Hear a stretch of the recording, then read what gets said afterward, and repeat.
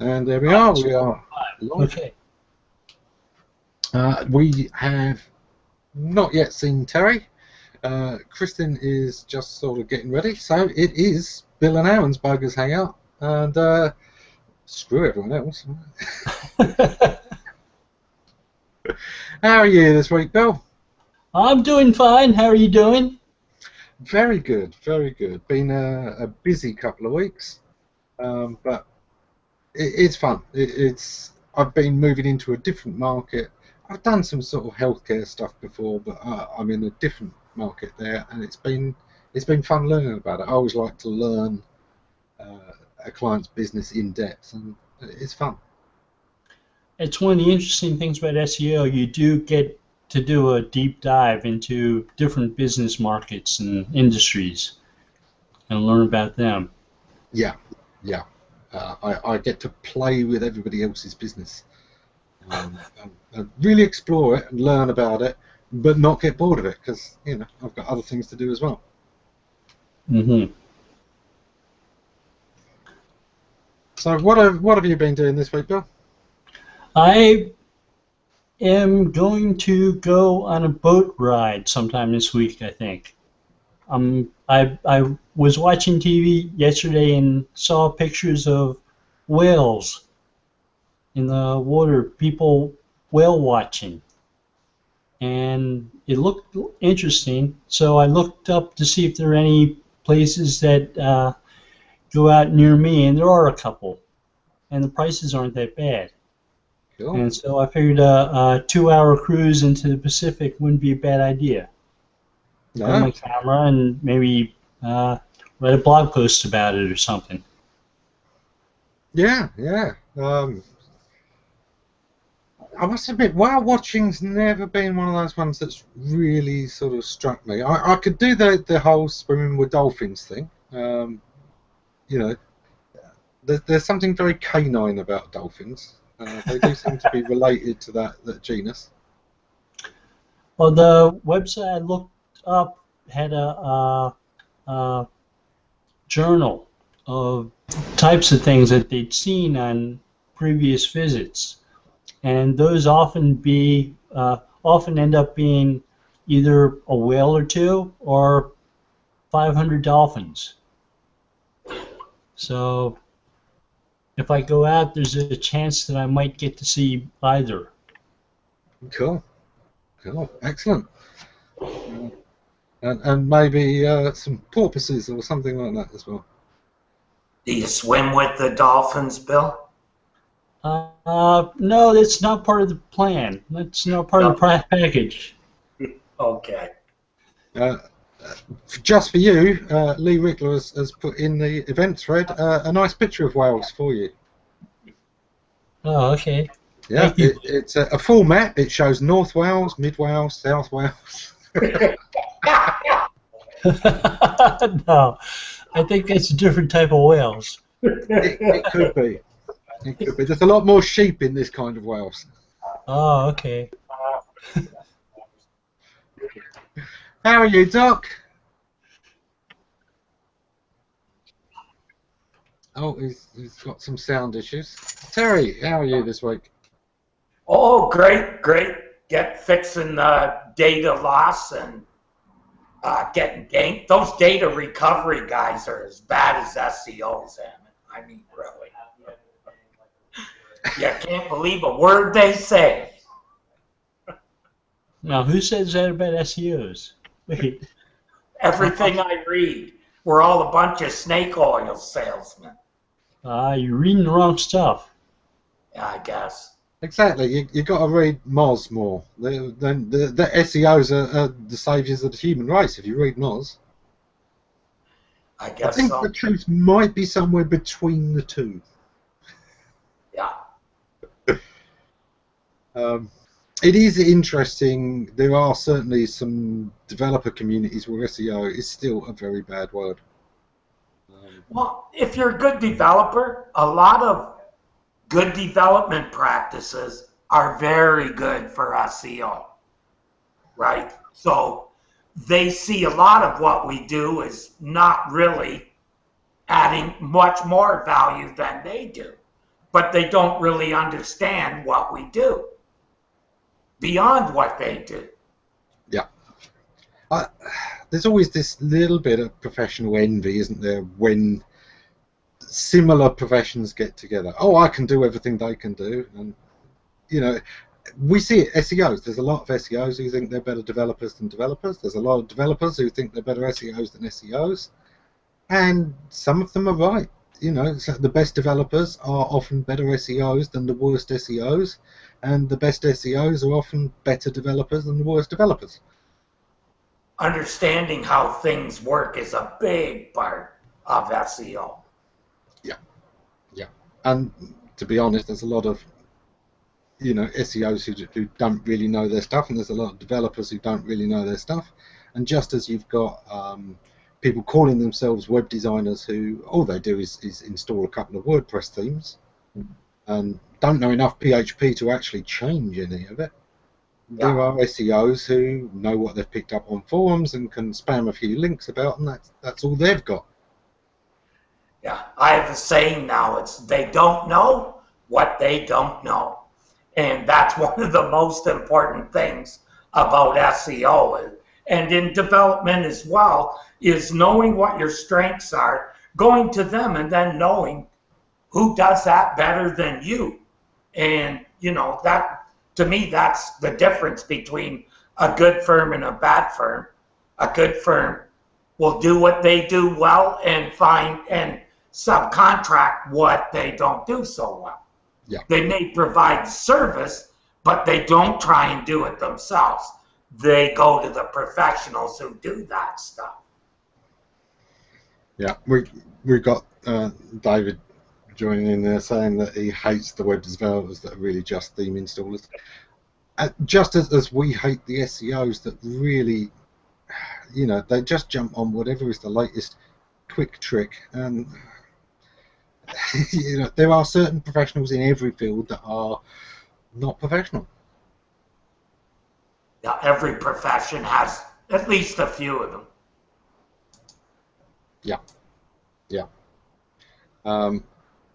You know, yeah, it does make a difference that there is no, you know, official qualification really in SEO. There's no agreed standard. But you can say exactly the same about development, and you can say the same about an awful lot of professions out there. At least web developers and SEOs can both agree on one thing. At least we're not social media consultants. The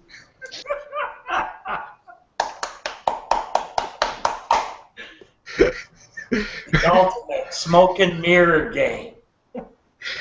There are people in that field, even that field, who are very, very good. They do understand how to network, what kind of appeals to people. They're doing a lot of the same stuff that an SEO does in terms of the psychology of the searcher, the user. They understand the media, they understand the platform, they understand the psychology of the people behind it. But they are few and far between compared to the number of them out there. Although, this is it. I'd probably say that it is a lot the same as SEOs and good developers. Yep, and a lot of the best people from social that I've met were actually in another part of digital media. And when that came about, they kind of got moved into that facet of it from another area. They're the good ones, in my opinion. Those who have just done that tend to believe some things that are, if you really understand, are not really believable. So you're saying, Terry, that having a broad set of skills is beneficial? Yeah, I would say so. I would say also for an SEO, if you've had marketing experience outside of online, that's another asset that is quite valuable to an SEO. I've got to say, Terry, it's unusual to hear you almost quoting Moz there, you know, with the T-shaped marketer. Well, you know, squirrel finds a nut at least once, eh? You know? Hey Fab, how are you this week? Hello, hi everyone. Good, quite good. I've been missing last week. It was kind of unexpected, so I wasn't really in the library. But this week, yeah. I think that going back to that topic, one of the challenges that I've seen many times is that even though people are qualified and they actually can have a positive input on SEO as well, obviously there are always time constraints. Difference between a good SEO service and bad one is that people put time and effort into it sometimes, and same with developers. Maybe they have the skills to kind of cover SEO or at least work better with SEO than what they do, but obviously depending on the project and time, they end up probably not delivering that, and then you have the feeling that they kind of disaster chasing developers to do better SEO than what they should. But generally, I've seen that obviously for reputable firms and stuff like that, there are people that know what their job is and things, and that make things easier because we have to, our job most of the time is to kind of communicate with them and clients and so on. So if these people know what we're talking about, it's a quick discussion rather than going through everything again. Yeah. And I was going to ask what others here think. One of the things that the social media experts and gurus say is that people will ask on their social networks about a product before they will go to a search engine.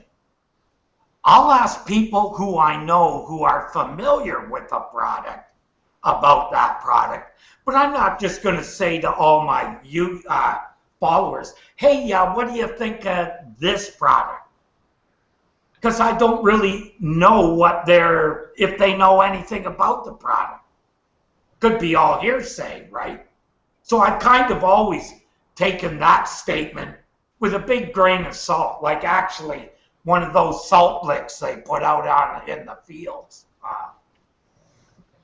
It's one of those things, isn't it? There are people I know well enough that I know full well they're not going to give me an opinion if they don't know what they're talking about. They stay quiet.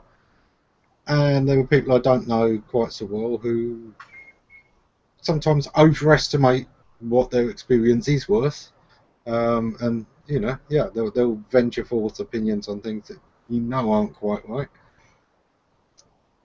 It's a mix. You gotta kind of take it all in.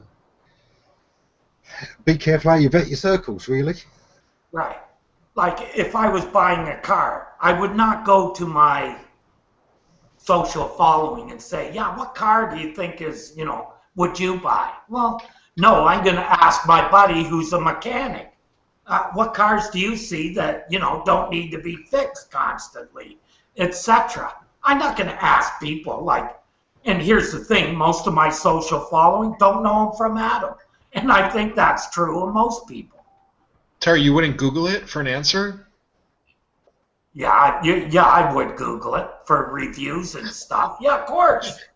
First place I go for anything, Google. And if Google doesn't know, I assume nobody does, and I move on. There you go.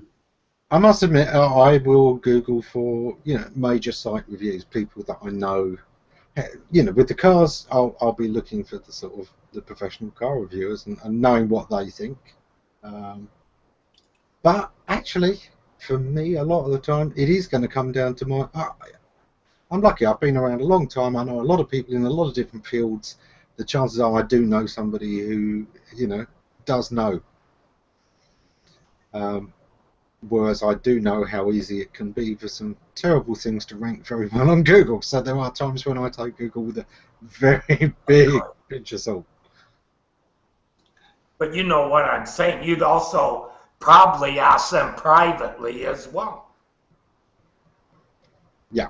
I must admit, I usually will go to a couple of people whose opinion I want rather than sort of put it out there on social media. But sometimes you want to brainstorm. You want to know, lots of solutions, and sometimes putting it out on your circles then isn't such a bad thing. Mm-hmm. So when I'm faced with a problem with a website or a new software or a website I'm trying to do SEO in a format that I haven't come across before, like I was looking at one earlier today that I hadn't done any SEO work in before, and I wanted to find out what the SEO modules that were built for the site were like. So I Googled them and spent some time reading. You know, it's my job. My opinion is it's my job to know as much about SEO as anybody else in the room. Yeah. So I'm not necessarily the developer, but I should try to learn something. Yeah. And to know something. Well, you have to also understand the problem that it is for the developer to implement your recommendations. That's, you know, anytime that I have recommended something that a developer declined was because he didn't really understand what I wanted. Well, David's trying to jump in here, and I'm going to let him. Go ahead, I know David. he does exactly the same thing. I was just going to joke that my son and I, we redesigned Google's logo today, and it's right here on our fridge. I think you can see it right down there. Actually, I prefer your one. Yeah. It looks about the same. I mean, you know. There does seem to be a lot of fuss about the fact, oh, they've moved to a sans serif font. Yeah. But other than that, it looks almost identical. It's you know, it's not the biggest brand change, is it? I don't think didn't turn the E enough to get the right angle, but I think it's pretty close. I mean, yeah. So in the book, In the Plex, the author tells us that Google's first logo is something that Sergey Brin designed. Whoop. Well, let me just pull up for William's benefit that Omi is giving William a testimonial. Yeah, he's saying that you're definitely a black hat SEO. He's not wearing a hat at all. What's the guy talking about? Ami, thank you so much. I don't have the hat on today, but next time I'll bring it. Go get your black fedora. We know you got one. I've got two of them, in fact. There you go. But I do have the white hat, and I have the black hat. So I've been if you go back in my history of my Google Photos and shares on my wall, you'll find, if you actually type in William Rock black hat, you'll find an animated GIF of me in real life with Dennis Deuce in Utah, and I actually had his black fedora on and at his desk. Yeah, I've seen that image. I must admit, I do not own a white hat. I wouldn't own a white hat. I'm in the wrong country for it, you know. In America, the white hat kind of has the tradition for cowboys. Over here, nobody wants to be a cowboy. It only has connotations as terrible builders. If you don't know what you're doing, you're called a cowboy. And, yeah, not what you want to advertise over here. So, David, you do pretty much the opposite to what we do. I mean, what Bill was saying is that he will look into the dev stuff as it affects SEO. Because I know you don't regard yourself as an SEO, but you make sure you understand the dev side of SEO, don't you? Anything that's going to have to be done to a site. So my job where I came from was more of an information architect, but with a background in design and development. At my firm, we don't say we do SEO really. We get 90% there. We know best practices, we implement them, but we don't go beyond that last 10%. And we know we don't do that, and we recommend out to people to help, to get that last 10%. But at the same time, I think it positions us differently because we have a different perspective on things. Where a full-fledged SEO would be going one direction, I might take a completely different direction with our clients. And sometimes that yields benefits, other times you never know. I think oftentimes we all get into our own echo chambers, and sometimes the SEO echo chamber becomes something different. So be able to come at it from like a user information architect perspective, sometimes I come up with different things that I don't see other SEOs doing, for example. You know, I mean, I was actually talking to someone that many of us know in common. We were working on a website, and two weeks ago, I had gone into their analytics and webmaster tools with them. We discovered for their locally targeting business, and we discovered that for their local keyword searches, they were only getting a 0.5% click-through rate. So 0.5%, 0.5. Yeah. So we just made some changes to their title tags, you know, made them user-focused, and suddenly 2 weeks later, their click-through rate became 2.5%. I mean, we 5 times their click-through rate in 2 weeks, just by not really looking at it from the SEO perspective, but a user perspective. Yeah. And I think that's, you know, we all have different ways of looking at things, and I think that's kind of the beauty of having not just SEOs be doing SEO, and not just developers pretending to do SEO. It's one of the things, and you'll see Terry nodding here, but one of the things that sets the good SEOs apart, and Doc will be nodding as well, is that we don't look at things from what they call the traditional SEO aspect, because the traditional SEO aspect tends to be the shortcuts and just focusing on the one aspect. You know, it's often the technical SEO, how the engine works, instead of understanding how the user of search works, which is universal, and it's where we should all be coming together. Right. Yeah, I mean, I think it's funny how we all become marketers in a sense when you start pulling it back, which I know you and I have had conversations about this, but we all end up being marketers and under the marketing department, which is frustrating in its own right, because it kind of, you know, we lose ownership to a marketing department that oftentimes is not very technical savvy. You know, they're more convinced, they're more from a traditional marketing standpoint, as opposed to being able to look and understand and value the technical side. And it is one of those things, the number of companies I've gone into to talk to the marketing department, and they've never had a proper conversation with the web department before. You know, that they're those funny guys that live in the basement. And still are. Yes. Yeah. You know, half of my job is just, it's the first time somebody has been there to translate between the two departments, and honestly, sometimes that is the whole value, the biggest value of the day. You know, yeah, there's tons of specifics I can get into, but just putting those two departments together on the same team finally is the biggest change for that company. Yep, and God forbid they both look at like the same set of metrics at the same time and be like, oh, I'll share yours if you share mine. Yeah. Yep. And it is the marketing department even knows web metrics. That's a plus. Right, exactly. It is one of those things where we're often looking at the same things, we've just got different terms for it. Yep. And unfortunately, that kind of obscures the fact that everyone is doing the same things. Well, the hard part, though, Ammon, is taking that mentality, going from, okay, we have separation, how do we actually work together as a team now? And that's something I've been working with the last, well, for my entire industry, is teaching companies internally, you know, all the way from when you get the sale online or the lead online, where does it go from there?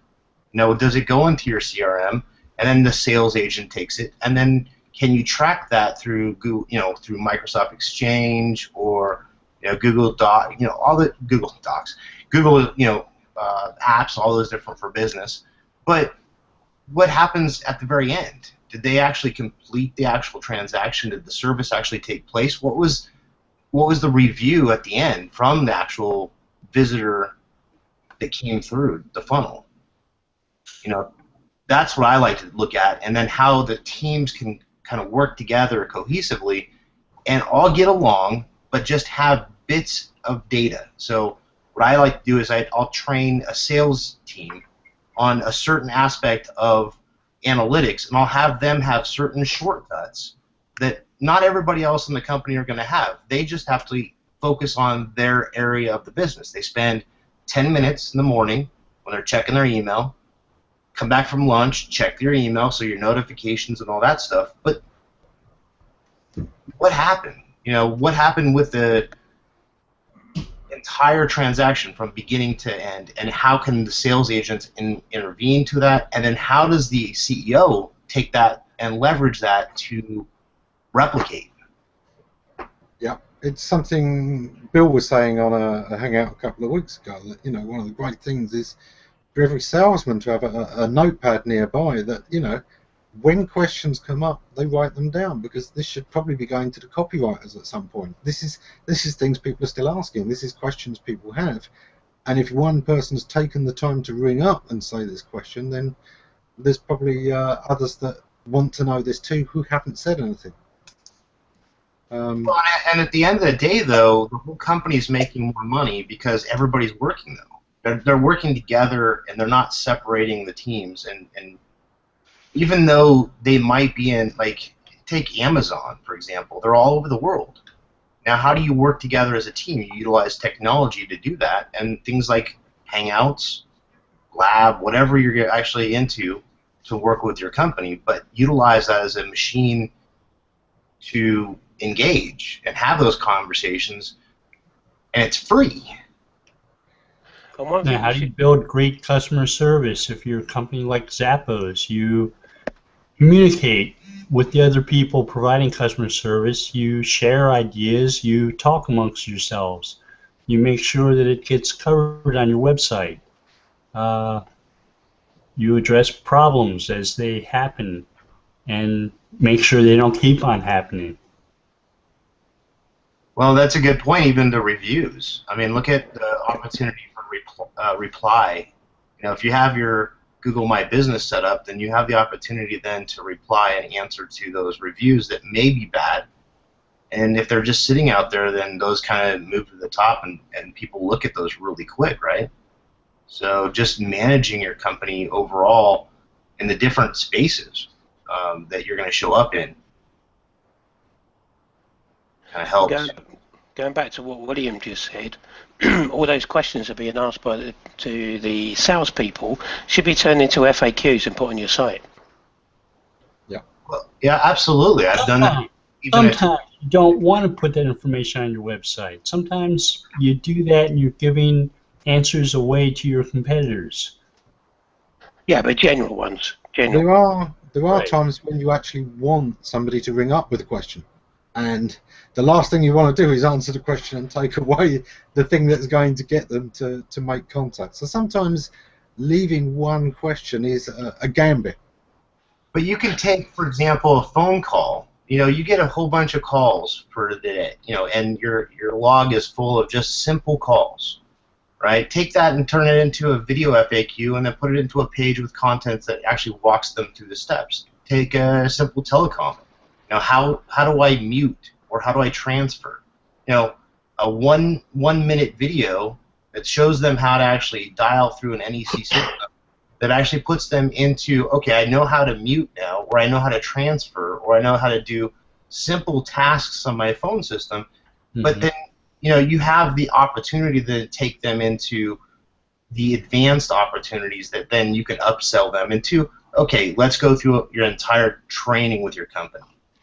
Well, with the wide spectrum of questions that you might get from clients, you've got the opportunity to create a variety of resources. Sure. You might create brochures, you might create web pages, you might create help forums, you might have after-hours videos that you. How do you select the questions, John?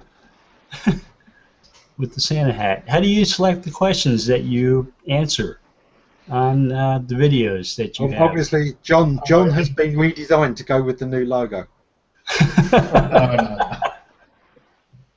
There's a new Google logo. Nobody told me that one.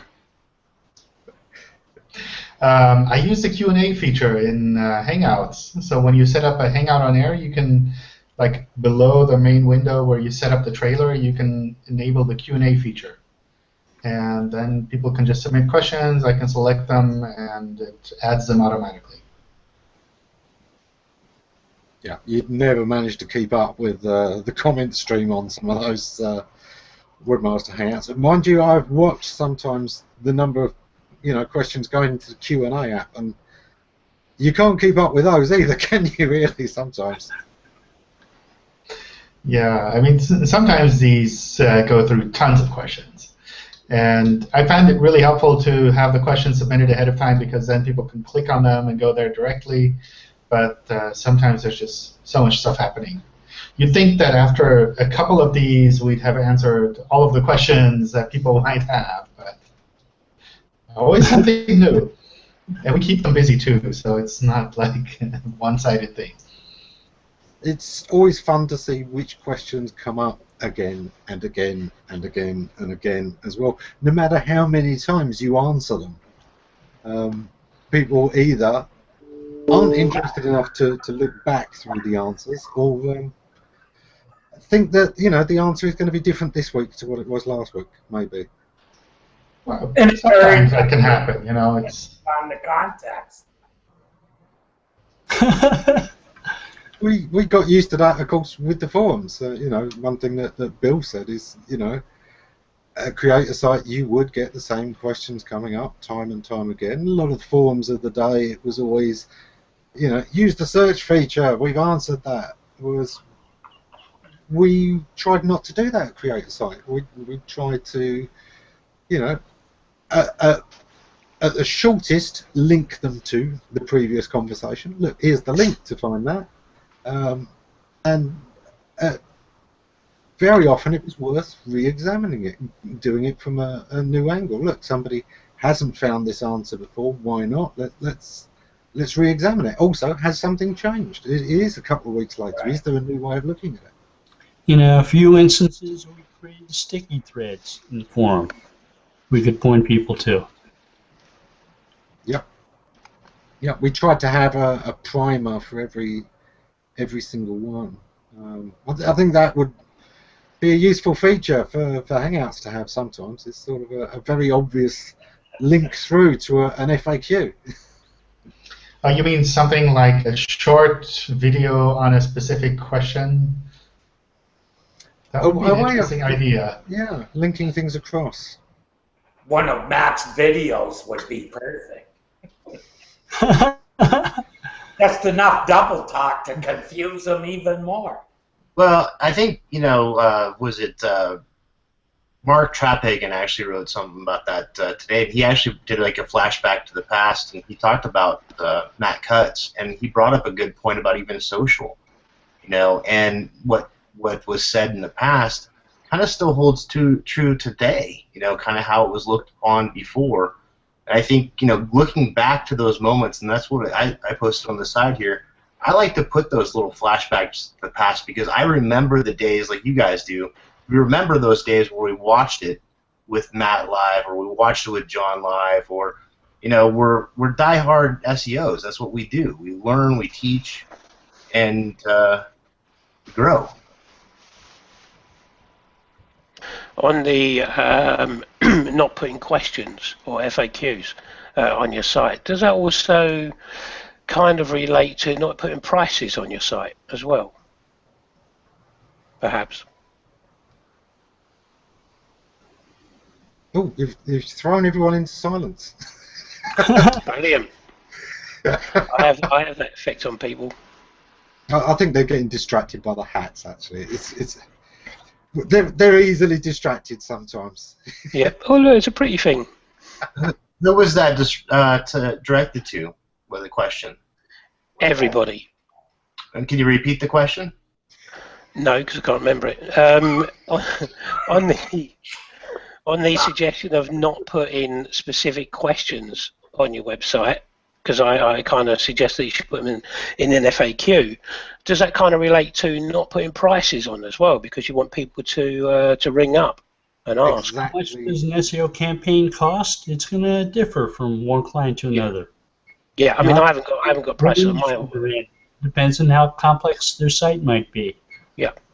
There's a lot of industries where I see people putting up calculators and costs only because they want search traffic for people searching for how much does this cost or product cost. Whereas, of course, what they want to do is have the consultation and give an actual quote, because that's how they get somebody into the pipeline. now we are in a conversation. We've got your email address, we've got your telephone number, and we can start to take this forward. So it's interesting. I'm seeing a lot more sites putting content up to get search traffic that don't really want to give away a price necessarily, but they understand people searching for it. Yeah, I think we're also talking about, in a sense, two different things. Like my main website, Appointments, their website, no, there's no prices. You know, as Bill says, it is totally different, depending on the client, depending on the circumstances. But then on something else, like, for example, Noculus website, yeah, there's a price because you've got a product. You can buy 1 or 10 or 15 or whatever. There's no use hiding the prices on that. Yeah.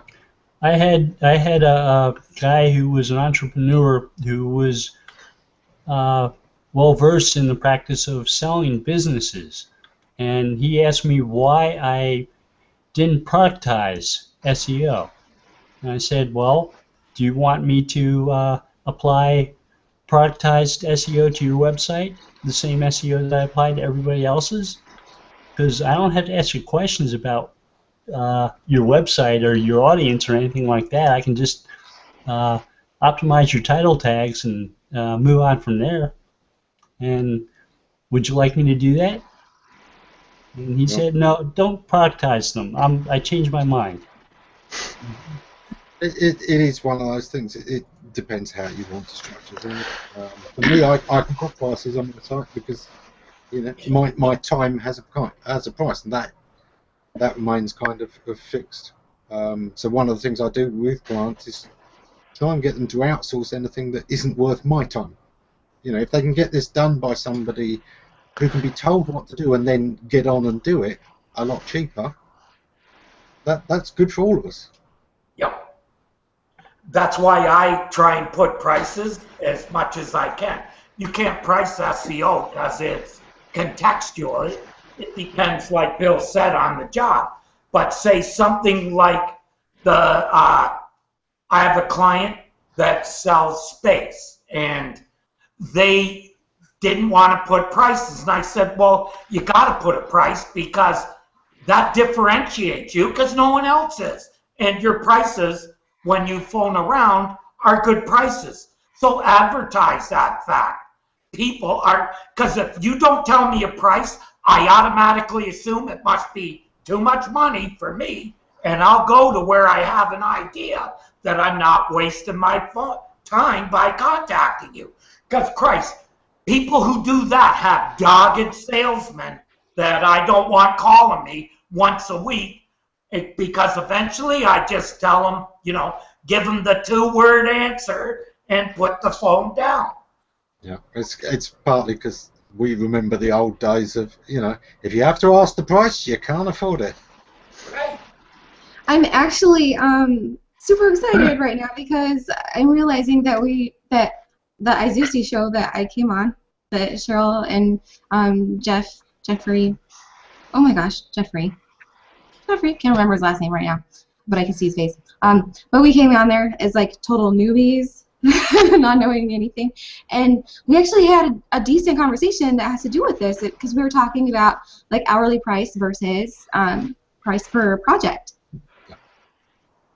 Yeah. And do you remember what you told? You had like the most brilliant answer, Ammon. Do you remember what you said?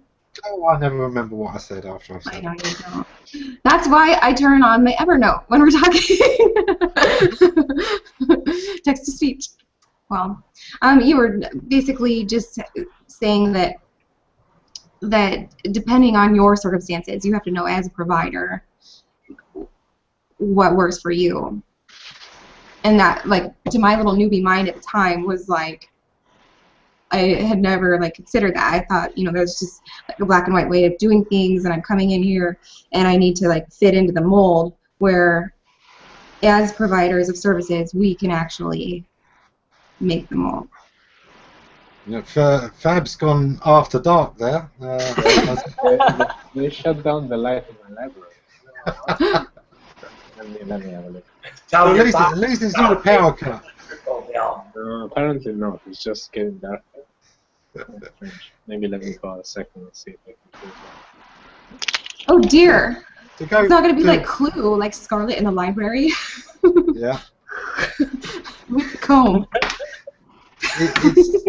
It's one of those things where, you know, how you price things is part of who you are. It's part of what you're doing as a company. You work on what's going to be best for your customer and what's going to be best for you, and you kind of get the balance from that. For some people, they like a fixed product, and, you know, creating a package that's all in one, we can quote you a price for the whole lot. That's good for some kind of customers, but it's going to define who you get as customers. And it's going to, in some ways, define then what you can deliver. Because, okay, you've said it's this package. How are you going to deal with people wanting to add in this and that? And, you know, how are you going to scale those prices? And that goes into e-commerce, though. I mean, you can go all the way to the e-commerce level. And if I've got a price that I have that's a fixed price on an iPod accessory or whatever, all those different, you know, accessories, if I'm selling the same widget, what is that price breakdown? And then if you start breaking that apart and going into, is it more complicated? Can I actually customize this? Can I actually have, you know, a picture attached to this for whatever price? All these different pieces add to the puzzle of e-commerce. Then the upsell comes in as the customer is doing that. You know, it's the experience, really. How much a part of being able to provide customer service, like tutorials, plays in that? Because to me, like, I always think like a project is, or an app or something is not worth its salt unless I can go to the developers and I can have a conversation and they can teach me, you know, a few things, like if I'm not understanding it. And that's like one reason why I'm forever an Evernote fan, and also with Google Search Console, because we, you know, you give those opportunities to talk to people who are doing. That's exactly why I price per hour, is because if I price per consultation, there are some clients who, all right, get on with it. You know, that's it. It's hands off, and it's a dream to do. It's only going to take the hours you were expecting. And there's other clients who are back and forth with the questions non-stop, and there are 6 times as many hours spent in the questions as there are on the project. And now you've got to kind of either tell them that this isn't included, and that is kind of, oh, hang on, I thought it would have been. And, you know, or for me, I just find that charging by the hour up front lets them understand right away this is going to depend on how much time I spend doing it. And the more I'm able to get on with it, the less it's going to cost, and the more help you want, that's fine. I'm never going to turn that down. But you're going to be paying for it. I just, for me, that works. I do mine per hour also, and every month they get an itemized list of what I did, how much time I spent on it. If they think I did too much, then I'll say, okay, next month, which of these jobs did you not see the value in? And move on. And the best thing, it's like when I get a bill and it's not itemized, I wonder, okay, what did they do for sure? They always know what I spent the time doing, so I've never had anyone even make a comment on an invoice. Mm-hmm. So the first agency I worked for had a price plan that involved the number of keywords we optimized for on their website. We would charge $1,000 per keyword per page. So if they wanted to optimize for 5 pages on the site, it would be $5,000 for that year. If they wanted to optimize for 11, it would be $11,000 for that year. And if it was a bigger site, you know, and there were plenty of times where I wanted to do things other than focus upon a single keyword per page, like apply global stuff to the whole site, try to improve the site itself. You know, we ended up coming up with other pricing plans, like optimizing a content management system for it to work as best as possible, and we had a fee for that. But it was hard to come up with specific straight flat fees for different types of projects. There's this tendency to think that, you know, the product is the product, and then the price is the price. And, you know, one of the things I love about marketing is the fact you've got the 4 Ps, and it reminds you that all of these together form your business. You know, it's the product and the price and your placement, which determines your distribution and your staff costs and all kinds of things like that, and the promotion. All of these things are one thing. They are your marketing. They are what keeps your business ticking over. And I think a lot of people, especially first-time entrepreneurs, they're used to buying products. They think of a product as a product, the physical part or the actual service, and not so much thinking of the pricing as forming that product, making it what it is. You know. It's also easier going by hour because you can also manage people, and because people come to your business by hour, they don't come by product. And a certain job may take more, and the same kind of work may be done in a more in that way for a client, less for another. So at the end, maybe there's within a big project, there might be the case that you start doing the count of the hours, and then client may change the price to a degree. But then if you go back to hours, you know that one person will be on that for a month. Otherwise, it's no, especially when there are a lot of people on a specific project, it gets very, very messy otherwise. But for Vizio, people don't go out searching for, I want 5 hours of SEO done on my website. I don't know what, definitely, but then obviously an agency doesn't sell 5 hours of an SEO. I guess the point is just down to having an understanding of a project as in hours and time, because at the end these are time that the company is buying for that particular project.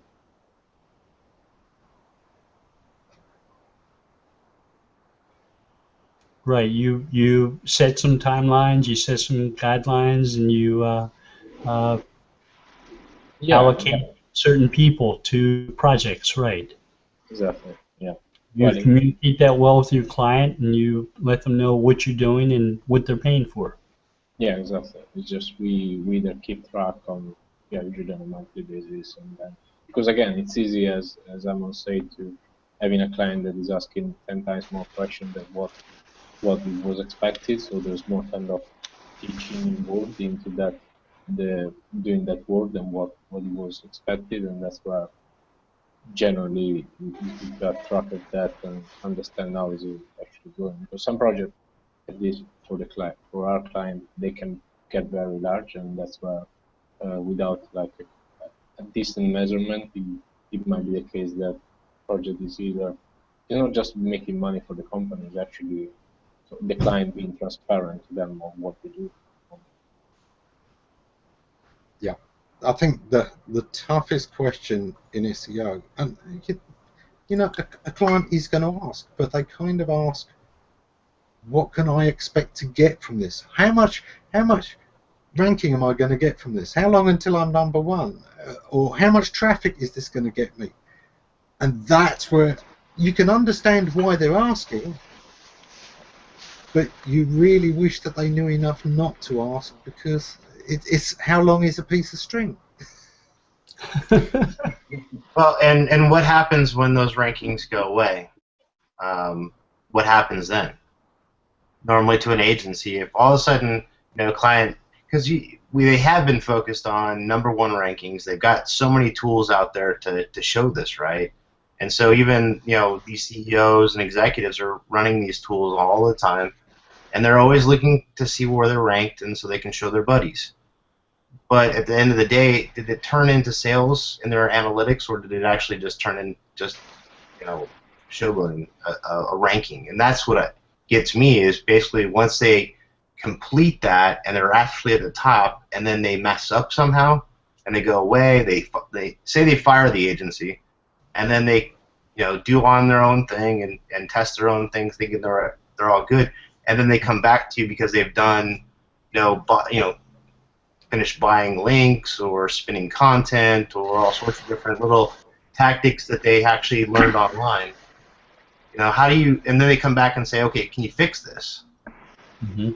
Is It's kind like of what SEO emergency. The dean of an Ivy League school calls you and says, we've dropped down to number 2 behind another school for our favorite term. You need to fix that immediately. And he should ideally be talking about traffic to his site, the number of people who sign up for courses, and so on. Things that actually show that something's getting done, but he's concerned about we no longer rank number 1 for my favorite term. Yes, and yeah, in various agencies over the years, yes, that's always the one that will get the phone ringing more than anything else. We've lost our number 1 ranking that we've had for 6 years. Yeah, you have. And do you know what? It could be a fluctuation, or you may have stopped doing the things that put you up there, or do you know what? Maybe somebody else deserved the spot. Let's have a little look. Someone removed that page. Or thankfully, that one never. But or they have a ton of errors. I mean, maybe it's an old page. Look at like you mentioned, it might be an old page that had ranking, years back, right? They were top in the numbers and doing well, and then recently things have adjusted, and maybe they're not doing so well. How do they, rebound from that? And I think that brings us to even, Google Search Console. It's free. Google Analytics, free. If you're not using those tools, I mean, I definitely would recommend them, but it gives you those insights to say, okay, maybe those pages are broken. Maybe doing a site audit allows you to see broken stuff. Maybe I have a whole bunch of internal broken links, or maybe I have a whole bunch of internal broken images, or just simple things that you can go back and fix that help with the user experience that you might not have paid attention to other than your rankings. Maybe the magical keyword research you did 5 years ago has changed, and people are searching for other terms and other words. It happens. Well, most of the time, look, stop worrying about being number 1, because that's often not where you want to be in the first place. Not if you want conversions. But that said, I've had clients who had a good reason for being number 1. They used this to negotiate big discounts from their suppliers. There was a company some years ago that was, number 1 for swimming pools, and it had been number 1 for years on swimming pools, and it had in their marketing with the number 1 for swimming pools, and they used that to negotiate all kinds of deals and discounts. It had a dollar sum to it to be number 1 for that. So for them, it made sense. But for rankings, for actual conversions, for customers, number 1's often the worst place to be, because if you're number 1, somebody's still going to have to shop around. They're going to look at your site, they're going to see what you've got, they're going to look at a competitor site and see what they've got. And unless your deal is much better than the second site they go to, they're not going to hit the button. They're going to stop at whichever site they give up at looking for a better deal on, and that's where they buy. And what I found in the past was about position 7, about the 3rd, 4th site people visited for a lot of price points was the sweet spot. Problem with being number 1 is you can only go down. At least when you're number 2, 3, 4, 5, whatever, you got a chance of getting up. But I would say I never want to be number 1 in anything, because you're at the top. That's it. Watch yourself on the way down. And also a barometer for me of whether a project's going to work or not is if the question how much is a website going to cost me comes up straight away, you're thinking in the wrong terms. Simple as that. It ain't going to work. Yeah. This is something I've been doing for a client I'm just taken on. They deal with a medical procedure, and one of the things is people are often asking how much this cosmetic medical procedure costs. And what I'm going to do there is take that. Yeah, we know people search for this, but it's the wrong question. And sometimes it is very much like, what does a website cost? Well, what does not having a website cost? What does having a bad website cost? And taking a reasonable question and giving an even better answer. There's somebody on this chat who once said that one of the things they liked about me was I didn't give answers to questions, I gave better questions. But I think that's often a very important thing to do. When somebody needs educating, they often come up with very basic questions. And one of the first things of learning is being able to ask better questions. And it isn't one of the things that we always say that you really know you're an expert when you know how much you don't know instead of how much you do. We are coming up for the hour, so let's do go around the panel and find out what everyone is up to next week. And we'll kick off with my partner in crime, Bill. Okay, I'm planning on taking a trip out into the ocean. I watched some TV last night, and I was watching whales jumping around, and I said, okay, there supposedly are a lot of them going up and down the coast right now. Not sure exactly why, but there are boats that go out there, and a 2-hour cruise isn't all that expensive, so I can go out, bring my camera, take some photos, and put them up, make a blog post out of it. So that's part of the plan for the week. It's not the work-enhancing part, but you have to have images for your blog. SEO by the Sea. It's perfect. Yeah, I must admit that's kind of not on my agenda, but I could always go down to the nearest Weight Watchers and see if that has the same sort of effect. It's closer. How much does it cost to see some whales? No, you're asking the wrong question. I don't know if I'll see any whales. Sometimes they have lots of dolphins instead. Either way, it should be fun. Get out in the ocean, get a little sunlight. If nothing else, you'll have seagulls flying. True.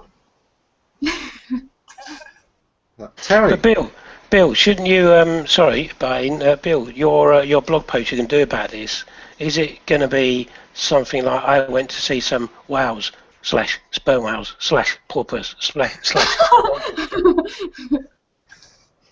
That's only if he wants to rank for it for nefarious purposes. Yeah, I'm not sure I really want to rank for all those different types of whales. Yeah, I just want to have some fun with it. I want to take some photos for Instagram. I want to take some photos, put up on my blog. Yeah, you say that, but it's obvious that you've just taken over the SEO for a casino, and so whales is now a search term for you because you want those high rollers. And Google's picked up on it. They've got their voice search already going on it. Terry, how's your week ahead looking? Oh, looking good. Adding some new areas to a website.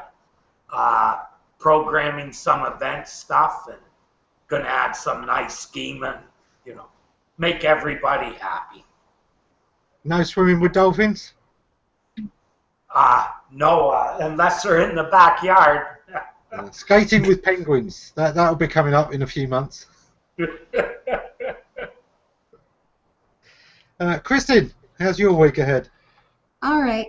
Are there penguins in Canada? No, well, maybe in the northern part, but not where I live. Okay. I had to get that out of the way first. I might be going to see my grandma and bringing a whole bunch of stuff from storage back, like heirloom kind of stuff. And so that'll be like a whirlwind trip and just a little weekend thing. That'll be fun. Cool. You traveling far for that? Oh no, just a hop, skip in like 6 hours. Driving. Which is nothing over there. 6 hours, it's most of the way across the country over here. How's the travel across Switzerland, John? I would think 6 hours would cover quite a lot of Switzerland as well. I think it's like 2 or 3 times back and forth, yeah. I'm always amazed at like the Swiss Army when they fly their fighter jets. It's like they put the gas in, and it's like, oh, wrong country. Turn around. This is why they invented the Swiss Army knife. There wasn't room in the country for all those different tools. They had to put them all together. Yeah, that makes sense. Yeah. So, William, what are you up to this week?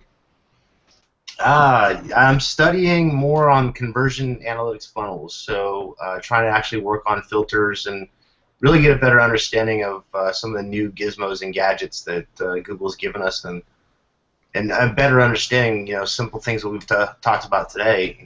How do we actually take, from the beginning of a sale, a possible sale, into a complete conversion, and then actually be able to track that through time, and then when somebody has a problem and say, oh, well, it might be a little bit down this season, well, if they go back in time in their CRM, they can go, oh, this is the same time we had problems last time. It's just the effect of the season. Little things like that make a big difference, and that's what I'm trying to study even more.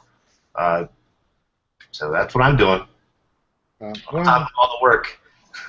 One quick tip. One of the most valuable things is actually trying to look at what happened before they got into your funnel. Mm-hmm. There is a difference between people who've, going back to what we were talking about earlier, there's a difference between people who've already asked their friends and people who haven't. People who've turned to the search engine first and people who've gone to their friends and their friends have told them to do a search. There's a big difference in those, and it's worth thinking about how you can track some of that.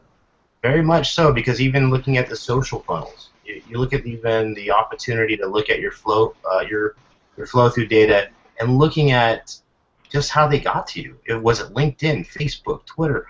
Where was it? And then did they actually complete the sales cycle in your funnel? It's amazing to watch, okay, they came through paid advertising, or they came through social, or they just found you, or it was off of a trade show. How did they get to you?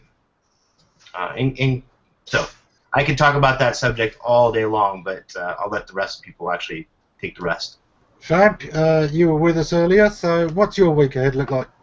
Well, no idea yet. We're coming from a bank holiday weekend, so I'm probably going to try to figure out tonight what the rest of the days are about. Probably lots of emails and things to catch. So a bank holiday weekend, so the first thing is recovering from the hangover? Sort of. I had some friends from Italy coming over, so it's been pretty challenging. Yeah, but yesterday I took a day off because it was kind of mandatory to be at the bank. So. Were you able to find anyone else to hire? Yeah, we actually completed that. We are like 5-6 people. Yeah, 5 people. Yeah. But now the point would be training them and bringing everyone up to speed, because doesn't mean that when you hire someone is ready to go, and especially to adapt to how we work and so on. Probably the next couple of months will be quite, because these people, they're good, and so far we're kind of satisfied with what we hired, the guy that we hired, but it's going to take time to make them fully capable to work with the team and so on. The hardest part is you can guarantee they've got one bad habit. Every SEO has some thing that they've picked up somewhere, that it's kind of iconically them. Everybody's got one bad habit when you've got junior SEOs. It's finding that quickly. And saying, right, that may have worked with this, don't do it anymore. That's the tricky one. We tried to mix a little bit skills, because we're hiring quite a lot of people in just one go. Yeah, basically making up a small team for few clients in one go. So basically we kind of had a few guys that are a little bit more technical, other guys that are just so we don't have to cover one area in depth, and we can back up everything.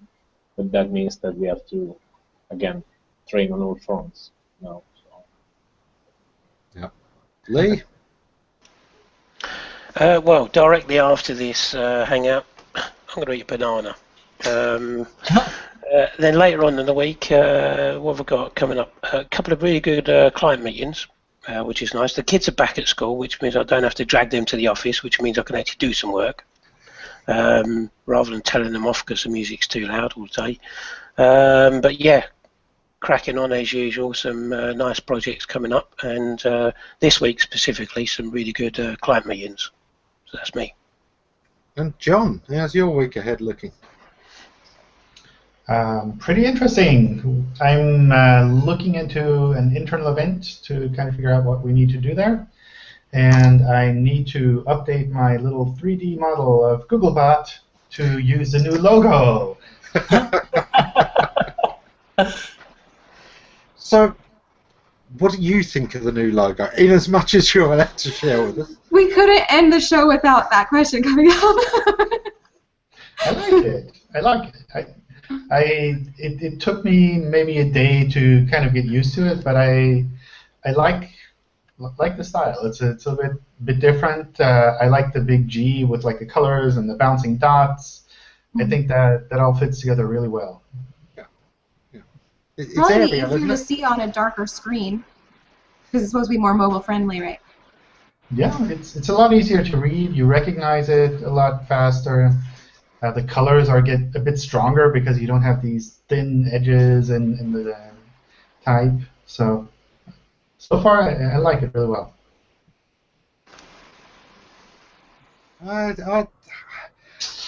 There are times when I think everyone on the web, everything is, sans. Do you know what? It actually stands out to me more when somebody picks a serif font carefully and well, but it always stands out to me as something a bit different rather than somebody going with the herd. So you just don't like change. I preferred the old logo. And it's not that I don't like change. I love change, but I'd have liked to have seen you gone with a font that was even more serif instead of the way everyone goes, which is sans serif.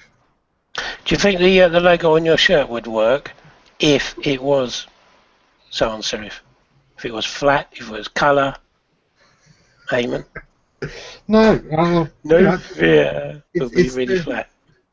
It's the font that kind of, the typography is part of the design. And I think often when we go with sans, we are doing the opposite. It's going vanilla. It's saying, this is instantly very recognisable because it's got absolutely no flavour whatsoever. Yep. No. I quite like the way that some of the letters aren't like completely plain. Like the G has a little bit kind of this geometric style, and in that like the slants and things. The E is tilted. It makes it look a little bit different. But no. The designers just tilt the E so they can charge more. Yeah. I suspect they don't have to worry about that. Oh, I don't know. Over here, Google pays an awful lot for its logos, apparently. That's why they don't pay much tax in the UK, is because they have to pay all that money to Switzerland where the logos are. Switzerland, yeah. I don't know about that part. You get all the money. I don't know about that part. Everyone says that Swiss people don't pay any taxes. It must be true because I seem to pay a lot of taxes. I must be compensating for all of the other Swiss people that aren't paying anything. So that means you're getting paid a lot then. It just seems to be in that one thing at the moment where, the trademarks. If the trademark is owned by a Swiss company, Starbucks. We've seen that with Starbucks. I think Amazon were doing it. Google have talked to do it, and there's a bunch of other companies. There just seems to be something very specific in that particular area of the law that Swiss law is very, very good for saving money on. I think Starbucks are Luxembourg. I think. Not quite sure. I think it's Luxembourg. Yeah, which is very similar.